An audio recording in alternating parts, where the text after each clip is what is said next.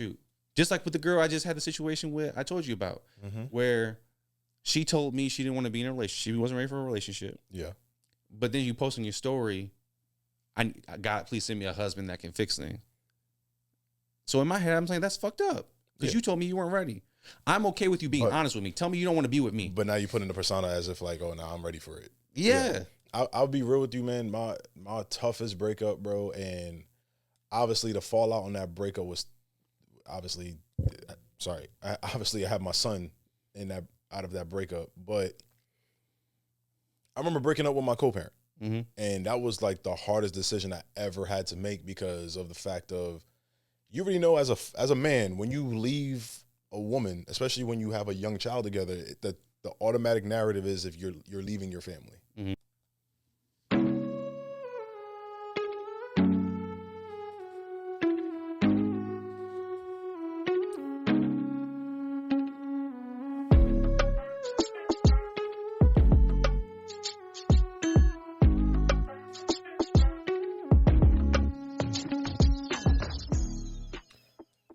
What is going on? It's your boy Jay Derosier, and that's Tre. Your boy Tre was good, my dog.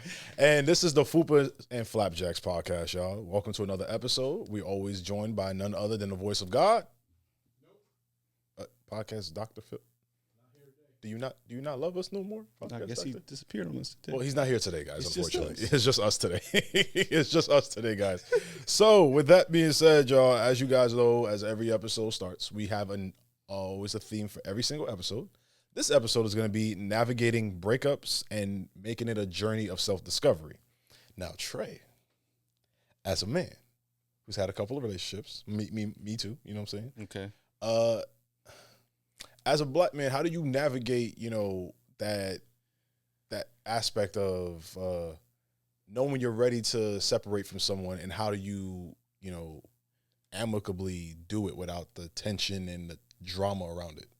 I think that is something that I've just learned to get into, to be honest with you, because I grew up with a lot of insecurity. So a lot of the times it was the other person breaking up with me and me trying to latch on to somebody and hold on to somebody because, my self-worth wasn't there. So I was not trying to break up with someone. Once I went to therapy and everything and I got myself together. Once I went through that, I started to look at alignment.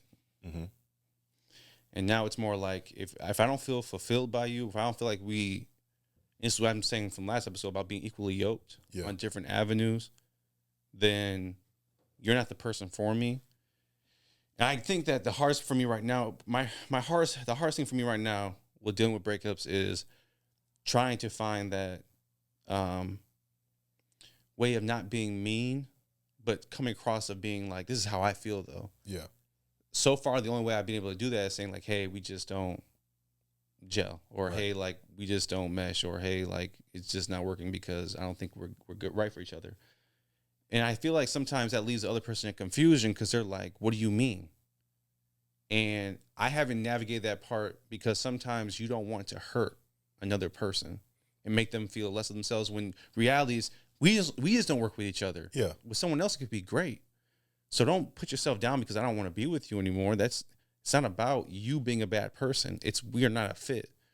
And so I'm trying to navigate that like healthy way of, and I hope the next person I'm with, I don't have to do that. Right. Yeah. But going through a breakup, having the right words to say to not hurt a person, but at the same time, give that closure that we're just not for each other. Yeah. Well, when it comes to breakups, especially what you just said, like that last part, that is a very complex emotion to try to navigate when you're, hey, we're not right for each other, but I'm not trying to make you feel like you're the reason why, or you're less than once we separate. Right. Me personally, I've gone through situations, this, like we have these conversations often. I've gone through situations where I've been the one broken up with, where it's been like I've been ghosted, or I've been in situations where I just didn't see the benefit. And I'm not saying benefit for me as in like, I'm getting something out of this relationship. The benefit in prolonging the inevitable. And this is gonna sound terrible, kind of, but I've been, you know, this. I've been one to cut the cord early rather than let it play out. Right. And Self-sabotaging. not self-sabotaging. No, not at all. I'm just saying, like, if I see something that's not working, whether Okay. like if I address something to you, like, hey, I don't like when we go out and you do this, and every time we go out again after that, you keep doing the same repeated behavior. Why would I prolong the inevitable? It's obviously you don't respect my word or respect my opinion or how I feel about things. So I'm just gonna cut it off right there. Yeah. Rather than being like, nah, maybe they're gonna change. Maybe they're gonna change. Maybe they're gonna change, and it never happened. You see what I'm saying? Yeah, and I think that's good. In the midst of doing that, people can understand, like, okay, that may be his standard, but that may not be the next guy's standard. Okay, but if you want to be with me, that's my standard. Just like for a woman, she has her standard. Yeah. Forever what she wants in that relationship, that's based off of her. Another woman might have a different prerogative. So you can't be offended when someone wants to cut ties or don't want to deal with you anymore because you don't fit their mold, because the next guy or next woman will fit that mold. So it's tough because I think a lot of people don't know how to communicate that. Yeah. And a lot of us are nervous. I don't like breaking up with people. I don't like the feeling. I get nervous. I get anxiety. I don't enjoy it. I don't like the fact of hurting someone's feelings. And typically what people do is they feel the anxiety. So instead of communicating, they ghost. That's the best they can do. I've started to, I've gone through this thing of like, this is me going through therapy, of going through, I don't need closure. Right. You ghosting me, you walking away is the closure. And I'm okay with that. I'm okay with you making that decision. And that's me giving grace to say that you didn't have the capacity to do that. Yeah. And that's okay. I think that sometimes when we think about people ghosting and everything and breakups, that we don't think about their mental health or what they're going through, because we're so hurt. We're thinking about ourselves. We're not thinking about, and selfishly so, you're hurt. So of course you're gonna think about yourself. But like in the midst of it, that was a hard decision for the other person. And now, one of two things. Now they're going to live with the fact that they ghosted. They're gonna feel bad about it. Yeah. Or two, they're gonna realize they made a mistake and they're like, dang, like I ghosted them, but I really want to be with them. And like I kind of self-sabotage myself. I want to be with them, but I'm kind of messed it up. And now I'm in this like kind of like what's the word? In Catholic purgatory. You're in this purgatory space in between where you can't really go either way, because now you're like, I want to be with this person. So a person who ghosts has to deal with that. Yeah. They have to deal with those repercussions for the choices they made. But I think I've started to give more grace to people for making decisions that they make. But one thing about that navigation when you're in purgatory, that causes a lot of like the toxic breakups, because now you're spinning the block. Yeah. All the time. And we all know anytime you spin the block, it usually ends up worse than the last time you seen them, or the last time you spun the block, or the last time you try to work it out. We had this conversation on a previous episode where I spoke about a young lady who self-sabotaged, broke up, ghosted me, and we spoke about it plenty of times, even in our personal lives, like how many times she tries to spin the block. Yeah. With like little things, whether it's liking a podcast post, commenting on a podcast post, or like sliding in the DMs talking about how proud she is of me. I'm going to ask you this on camera for the world to see, just so if I don't hold my word to it, you can hold my feet to the fire. We're proof. Okay. With that young lady, you know exactly what I'm referring to. How should I navigate that? Because that's something that's somebody who I cut off more or less like 2 years ago at this point, right? Right. Maybe more. But yeah. Like I told you before in this situation, because we've had this conversation before when it came to exes. I've told you that I'm not going to judge you based off of choices that you make for yourself and for your heart. Your journey is your journey. Now, if you're doing something wrong, you know I'm not quick to tell you like, hey, bro, kind of. I'm walling. But when we're talking about love, dating, breakups, relationships, it's a feeling experience. I would never look at you sideways for giving someone a second chance or a third chance or a fourth chance. I guess in her case, a sixth chance. Whatever the chance may be, God gives us a lot of chances. Right. And when we think about love, and I posted about love the other day, Like love never fails. Love is patient. Love is kind. Yeah. When we think about what love really is, and what God equals to love, I can't come at you for how you feel about a person or give us one another chance. Yeah. So I'm always going to let you experience relationships and love the way you want to experience it, and that's for anybody. Yeah. You should not feel bad for giving someone another chance. You shouldn't feel stupid for it. That's a choice you made because that's something you believe in. We all believe in, whether you believe in a different higher power, whether you believe in God, Buddha, Allah, whatever you believe in, you have faith in that, and you move with that in feeling. So if you have faith in a person, who am I to tell you, unless they've done something verbally abusive to you or physically abusive, because I don't want to talk about extremes. I want to talk about normal breakups. Yeah. Unless it's been something like that, if you have faith in that person, you believe that was your person, then go get your person. Yeah. And don't let your friends or anyone else who are still dealing with their personal trauma try to tell you that you shouldn't do what you do to get your person. Yeah. So that's how I look at the situation. I appreciate that, dog. I do. Because I'm not going to say I've been thinking about this young lady. It's just that it's one of those situations where she consistently spins the block. We have this conversation all the time. I feel like it seems like with her. And it's come to a point where I don't understand the aspect of, if you didn't want me then, why do you want me now? Nothing has really changed besides, obviously, our career. Mm-hmm. Well, my career, I guess I should say. So it's like, if you didn't want me then and you found a way to shoot your own self in the foot, why would you come around now when you know I'm happy, you know I'm fulfilled emotionally and mentally and physically? Now it seems that you just trying to find a way to squeeze in now because you feel like, the topic is not on you after the breakup. Closure. In your situation, what do you want? I'm not talking to you. Right.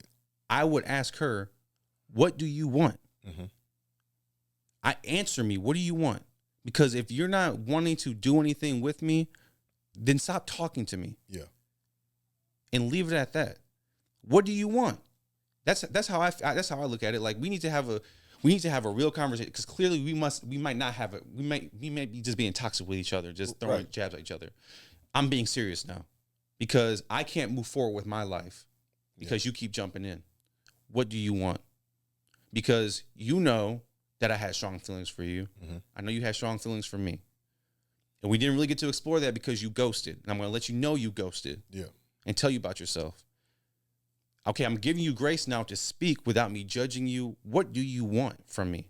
Because if not, we need to break it off. You need to let me go and find my person, because you're not that clearly. Right. That's, to me, how I would address the situation. And we haven't really talked about how I would address it, because I kind of just let you fill out the situation, whatever. But and I know I know you've taken a break from dating, and I know you've got people who are interested in you and everything. And they watch the pod and they whatever. But the case may be is that, for me personally, on the outside looking in, that's a chapter that has to be closed off, or the page has to turn. Either way. Yeah. Either we block the chapter and it's done, or we continue the story. That way I can live my life. Because what's the point? And if you're doing this for no reason, then every chance I get to see you, I'm blocking you on everything. Every chance I get, because now I know you're not doing this for love. You're not doing this because you want me. You're not doing this because you genuinely care for me. You're doing this for your own pleasure or mental deranged mindset. Yeah. That's just how I look at it. No, I'm with you, bro. That's when I seen this topic on the board for us to speak about. I was like, it's one of those topics where it's not for me to get my stuff off. It's more so like it's for me to just be open and honest about. Yeah. Because it's one of the reasons why we started this podcast, to create a safe space for black men and black women to just talk about their real feelings. And this is one of those things that's kind of like my real honest feelings. Like, I always crack the joke about trying to be toxic and being toxic. No, I'm just being real right now. Like, forget the jokes, forget the podding right now. Yes. Like, this girl has completely and consistently come around just to shoot her shot, act like she cares, and whatever the case may be, and then ghosts right after. Yeah, alters your life every time. Every single especially when you are getting to know someone different. Mm-hmm. And it seems that that's all the time she comes around. Either that or like something great happens for me. And then she's like, hey, love what you're doing with the show. Hey, I saw that post with you and your son. You guys are amazing. Like, you're an amazing father. Like, it's always something, bro. Yeah. And she doesn't just stay away. Yeah, and that's the important part of breakups, right? It's like when it's time to be done, it's time to be done. And there's people out there who deal with someone who keeps coming back and coming back and coming back. There was a girl that last year who I was so infatuated with, and I felt like that was my person. Right. And I kept going back and going back and going back. And after we had like kind of stopped talking. And the closure for me in that situation was when I found out that the whole entire time we were talking, she was talking to somebody else. And I found that out through a TikTok. Because she had blocked me on everything. I didn't know why she blocked. It's kind of like a ghost. She had just blocked me on everything. Yeah. And I was so confused. I was like, yo, what the hell? Why am I just blocked? So, of course, on Instagram, you can't, once you're blocked on Instagram, any profile you make with that same thing, you can't view. But on TikTok, it's different. On TikTok, if you make a different username, okay. It doesn't block everything. So I go to the page, and I see that she was talking about this thing called like this 12 letters notes thing that you write down all your manifestations, and then you burn it. And you like each time you burn it, every day you burn a different manifestation for 12 days. It's supposed to happen the next year. And she talked about her man and her did it for December 2023. And I was like, but you were talking to me and telling me about that and doing that. And I was talking about flying to see you and did it. And I was like, this girl really played me. And that, to me, that was like the moment where I kind of cut that off in my head, where I don't even want to reach out to you. I don't even want to talk to you. Hey, whatever life you want to live, you live that life. Yeah. I'm done. I'm good. And that was your form of closure. Yeah. With her, that was my form of closure, to see, like, because I was so confused. Well, you saw her for what she was. Yeah. Who she was, I should say. Who she was. So confused. And, you know, it can mess you up when someone just, you know, kind of plays with your emotions or feelings like that. But yeah, no, it was crazy, man. So, but that's still a strength. That still shows strength for you to even openly understand how you were feeling in that moment, to say, I'm not tolerating this anymore. This is not fair to me and to what I need to do to either evolve as a person or grow as a person. I'm not gonna say holding you back, but you still have some, like, you kind of, instead of having a chain on me, I still have a string. She was always a person. To me, she was always a person that... You still have a string to her. Now like, that you cut that off, you're like, I always always felt like, man, but what about her? You date someone, what about her? Yep. And so... I'll say this. The reason for me now that closure is easy to deal with is because when I was younger, I can see this visually. When I think I was like 21, 22, I was dating this girl. And I remember she was sick at home and her friends came over. And I brought my PS2 over to her house so she could watch movies. She was sick. And I remember walking in and everyone just started staring at me. She didn't really smile. Like, everyone just looked at me. And I got that feeling of, oh, it's about to happen. Yeah. She's about to break up with me. I can feel the vibe. And I remember getting I used to drive to Durango. I remember getting into it and I drove back to work. And I remember I just sat in my car and I just started crying. And I was just like, God, why don't nobody want me? Or why do I keep going through this situation of someone breaking up with me? And I keep giving my all and giving my all and giving my all. And I think it wasn't until I was 27 where I got therapy and I went through some things to really be like, learn to love myself and learn not to tolerate certain things and be like, no, this is what I want. This is what I deserve. I'm not going to tolerate anything less. And yes, it may hurt me a little bit that we break up or don't work, but in the long run, I'm going to be happy. I'm going to be good. Yeah. And so for me, I've taken that with me with any relationship or with any person. Even with, like I said, the chick that I felt like, oh, what if? It was nothing. When I realized that situation was what it was, the cutoff was easy. Yeah. And I didn't have to think back and be like, oh, shoot. Just like with the girl I just had the situation with, I told you about, where she told me she didn't want to be in a relationship. She wasn't ready for a relationship. Yeah. But then you post on your story, God, please send me a husband that can fix things. So in my head, I'm saying that's fucked up because you told me you weren't ready. I'm okay with you being honest with me. Tell me you don't want to be with me. But now you put in the persona as if like, oh, no, I'm ready for it. Yeah. I'll be real with you, man. My toughest breakup, bro, and obviously the fallout on that breakup was obviously, I have my son out of that breakup, but I remember breaking up with my co-parent, and that was like the hardest decision I ever had to make because of the fact of, you already know as a man, when you leave a woman, especially when you have a young child together, the automatic narrative is if you're leaving your family. And I remember thinking to myself like, bro, I tried so hard to make it work. I tried my hardest and I was just fed up. And I knew once I walked out that door for the final time, it was going to be the narrative of, oh, he doesn't want to be a dad, or he's leaving us, instead of like, oh no, I'm just leaving this woman. I'm still going to be a dad. Obviously, you know my relationship with my son. I see my son damn near 3-4 days a week. Was it 6 days a week if I have him that weekend? So I love being with my kid. Yeah, like I love being a dad.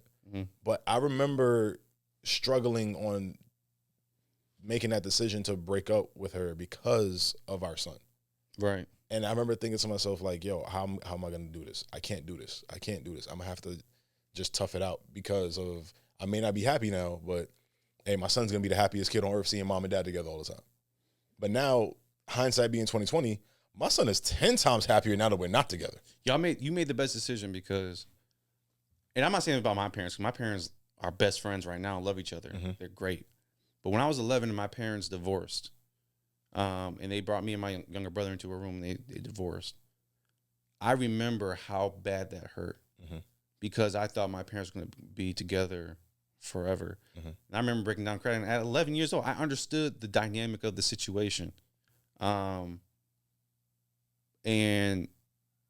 that feeling made me like think of like, I don't want to put my kids, my significant other, through that tough decision to the point where it's like, that's why how we're dating now and how I'm looking at things now, if I'm quick to like, if we're not working, let's not do it, because I want to find the person that is forever with, so I don't have to have my kids being that, hear those words, me and your mom didn't work out, we got to separate. Yeah. It's not a great feeling. And so it's great for like your son at an early age didn't have to capture that feeling, and y'all made the healthy choice that was better for both of y'all and your son at the same time. Yeah. Sometimes I still think about this from time to time. Like, damn, not also like I make the right decision. It's just more so like, as a black man, I'd hate to be the guy who made another broken home. Right. But in my son's case, it's not a broken home. Like, he still sees mom and dad happy together. When it comes to his birthdays, parent-teacher conferences, doctor's appointments, neither of us miss anything. Right. We're more than happy being co-parents and working out and raising a beautiful young boy. Especially, obviously, it's well known. My son is on the spectrum. It's well known. And for us to have that foundational piece of, hey, before the love, the sex, the toxicity, the indiscretions on both sides, like, we were friends. Yeah. Like, we need to find that friendship again and raise this child, I'm not gonna say the right way, raise this child where it's a situation and he doesn't even have to remember that when last time he see his mom and dad kiss. Right. Because in his eyes, he never seen mom and dad kiss. Right. We broke up before he was like 8 months old. You know what I'm saying? So that's why I think now when it comes to dating now, right? Yeah. To circle back to the main point, when it comes to dating now, I don't have the, what's the word I'm looking for? I don't have the hesitation now to cut off a relationship or break up.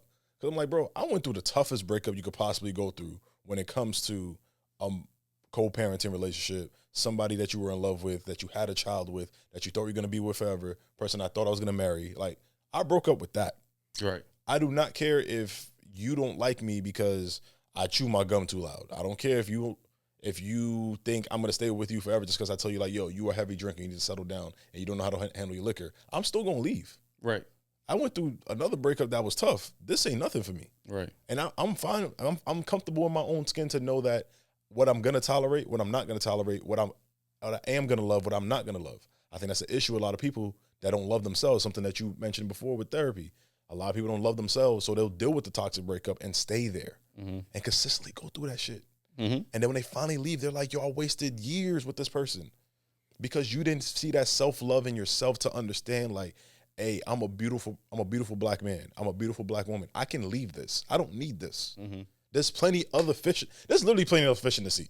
Yeah. Like, there's two, like, you had the conversation. My DMs on a daily basis is going crazy. There's plenty of fish in the sea. I'm not even interacting with those people. And I know there's plenty of fish in the sea. Yeah. So why would I sit here and allow you to stress me out? Allow you to make me feel like I'm less than. Allow you to fuck up my psyche to the point where when I look in the mirror, I'm like, damn, who's that guy I'm looking at? Or same thing for a woman. Why would you let any man do that to you? Right. Like, bro, just move on. It's going to be tough.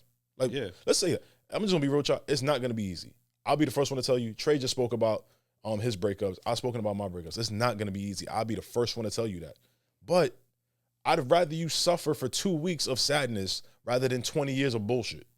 And that's real. But you can go ahead. Well, because, I mean, it's just, you learn how to deal with pain. Yeah.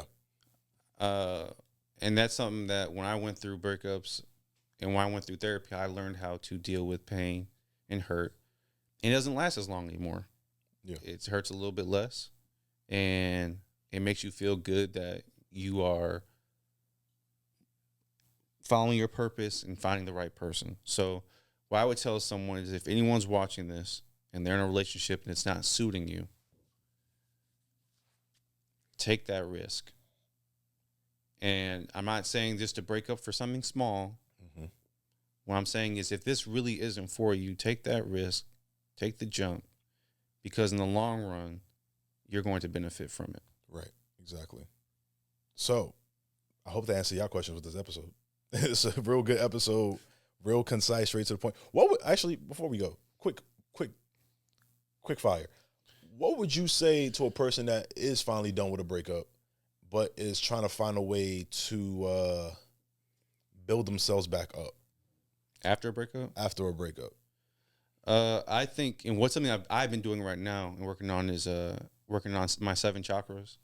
I am a believer of God and Christianity, but I do believe different religions have different impacts on your life that can help you develop as a person. So, 7 chakras, meditation, being in the gym, taking care of your body health, clean dieting, eating right, and focusing on your purpose outside of a relationship. So doing things that you love to do. And doing things you love to do is tough sometimes when you're hurt because it's like all you can focus on is the breakup. Yeah. But trying to get into a routine like that. And then also if you are a believer of God, say, God, I'm done. And a lot of times when you say it and you believe it, you wake up, you're like, damn, I really am done. Yeah. So. Also, another thing, for the men out there, if you're going through a breakup, and this is coming from the bottom of my heart, I'm not trying to be sarcastic when I say this, and the women too, please be careful of what you're consuming by the media when you're in the middle of a breakup. Because the last thing I would want for anybody to be like is, this one person broke my heart, so everybody that fits into the same person's mold ain't shit. And I genuinely want you guys to understand that when I say this. Please be careful what you're consuming from the media when you're going through a breakup, because you're literally at your most vulnerable on this earth. Please be careful. No, that's facts. That's what we're dealing with. When you have these relationship conversations, and we're talking about breakups right now, so I don't think we're gonna get much flack about talking about breakups. But no, we shouldn't. You're exactly 110%. There's a lot of people who are hurt, broken on social media, arguing back and forth, men and women, about stuff and putting everyone in the same box.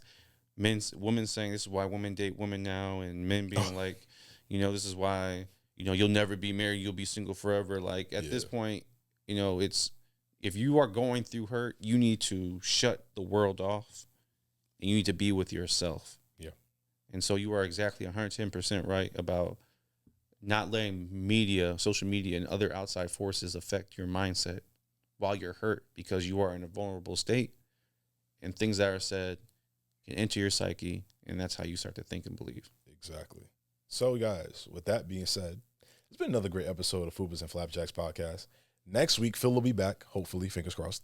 Yeah, we missed the guy, man. We missed the guy. Like, we don't hear him. We ain't here. I have a Fupa. Yeah, which is crazy. Like, he's supposed to be his drop, but he's not here today. But will be here on the next episode. So, guys, on behalf of myself, on behalf of Tre, and everybody else at the Jay Derosier Media Network, we appreciate you guys. Like, comment, subscribe as always, and we'll be out.